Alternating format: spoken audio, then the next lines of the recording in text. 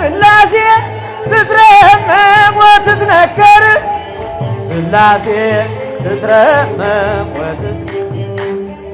ይመስክር ዮርዳኖስ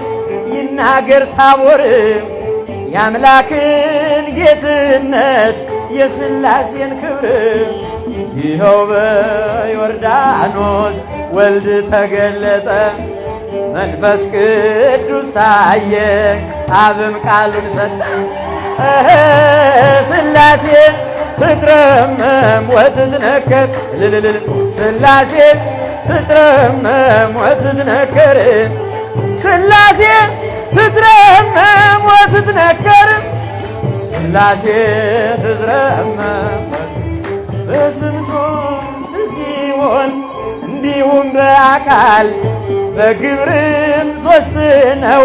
ያለ መቀላቀል